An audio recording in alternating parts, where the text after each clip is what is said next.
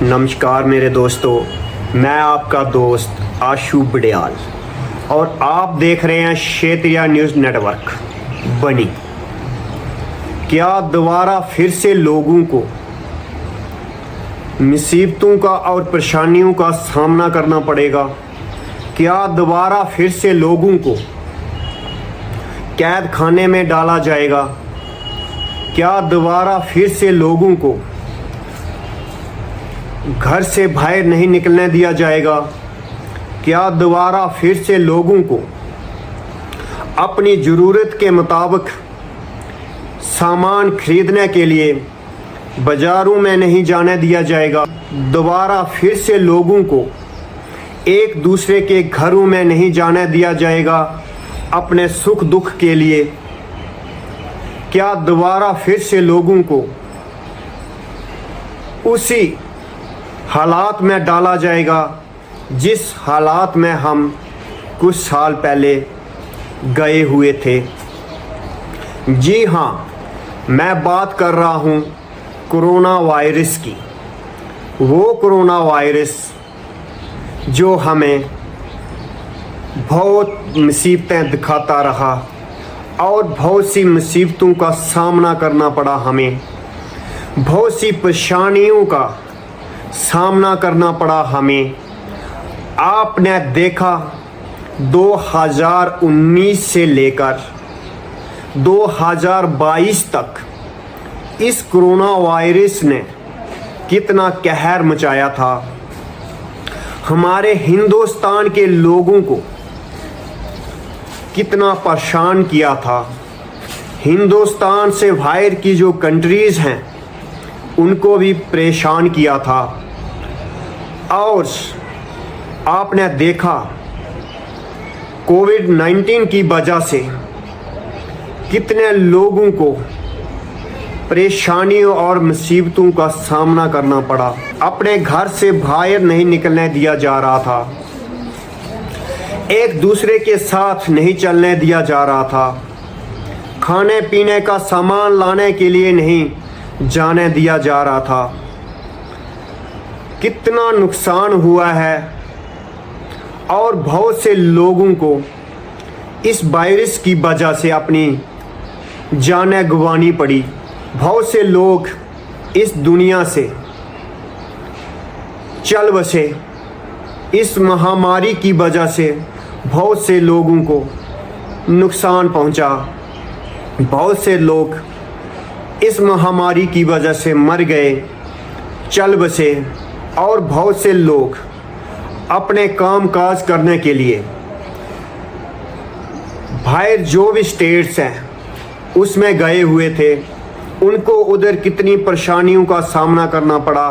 कोई कहाँ कैद खाने में डाला गया, कोई कहाँ रूम के अंदर रोका गया, कोई आधे रास्ते थे, कोई किस तरह से चल रहा था। भूखे प्यासे आप सबको पता है कि कितनी परेशानियों का सामना करना पड़ा। भूखे प्यासे रहना पड़ा कई दिनों तक। और बहुत से शव गंगा में बहाए गए, बहुत से शव जमुना में मिले। आपको दफनाने के लिए जगह नहीं मिल पा रही थी, जलाने के लिए जगह नहीं मिल पा रही थी।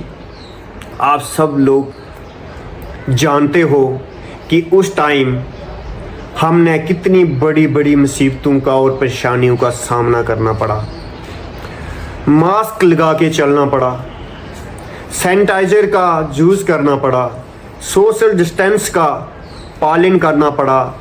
एक दूसरे के घर हम नहीं जा सकते थे। अपना साजो सामान खरीदने के लिए, लाने के लिए कहीं नहीं जा सकते थे। एक किस्म के कैद खाने में हम पड़े हुए थे। तो आप सब जानते हैं कि दोबारा बहुत बड़ी ब्रेकिंग न्यूज़ ये है कि फिर से ये कोरोना वायरस हमारे हिंदुस्तान में एंट्री डाल चुका है, इंटर हो चुका है, प्रवेश हो चुका है। बल्कि ये कोरोना वायरस हमारे हिंदुस्तान में आ चुका है। कोविड-19 के बाद जो इसका भाई एक और आया है, उसका नाम है ओमिक्रॉन JN1। ओमिक्रॉन JN1 जो है बहुत ही घातक खतरनाक वायरस है, बड़ी तेज़ी के साथ फैल रहा है।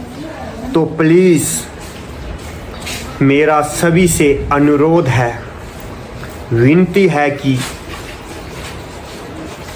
इस कोरोना वायरस से बचें, अपनी जांच ज़रूर करवाएं, अपने हॉस्पिटल्स में जाकर इसका चेकअप ज़रूर करवाएं। और ये जो कोरोना वायरस है कौन से लक्षण से होता है, किस जरिए से होता है, वो भी मैं आपको बताता हूँ। जैसे किसी को कोल्ड, फीवर, बुखार, जुकाम, गले में प्रॉब्लम है, थ्रोट में कहीं प्रॉब्लम है, या चेस्ट पे प्रॉब्लम है, चेस्ट पे पेन है, तो प्लीज़ अपने नज़दीकी हॉस्पिटल्स में जाकर इसकी जांच ज़रूर करवाएं, इसका चेकअप ज़रूर करवाएं। क्योंकि ये जो कोरोना वायरस है ओमिक्रॉन JN1 जो है बहुत ही घातक और ख़तरनाक वायरस है, जिससे इंसान की मौत भी हो सकती है और ये हमें बहुत ज़्यादा परेशान भी कर सकता है। तो प्लीज़ अपना चेकअप, अपनी जांच ज़रूर करवाएं। और जो स्टेट्स इस कोरोना वायरस से अफेक्टेड हुई हैं वो भी मैं आपको बताऊंगा कि कौन कौन सी स्टेट्स हैं जिन पे ये कोरोना वायरस पाया गया है।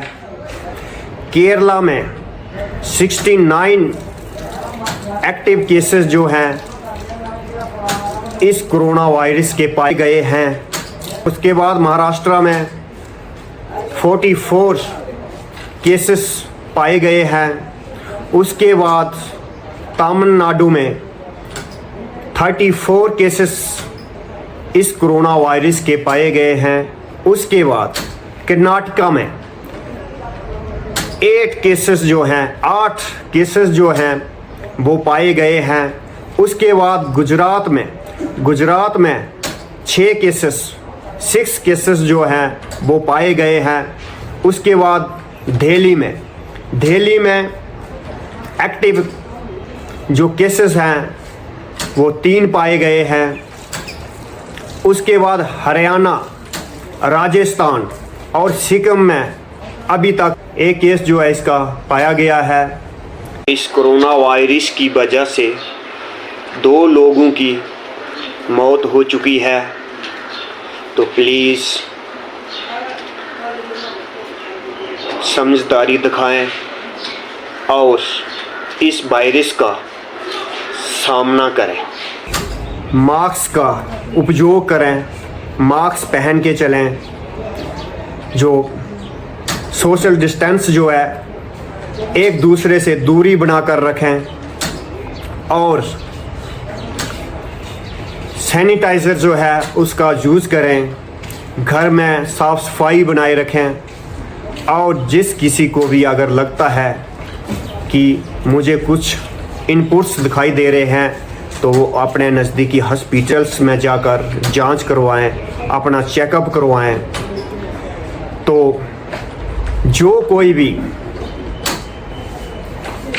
लेटेस्ट न्यूज़ हमारे हिंदुस्तान में आएगी हम आप तक पहुंचाने की कोशिश करेंगे।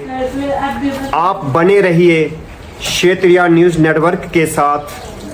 24 घंटे हम आपके साथ रहेंगे। तो आप तब तक दीजिए इजाज़त। मिलते हैं फिर दोबारा नई वीडियो के साथ, नई अपडेट के साथ। धन्यवाद, शुक्रिया।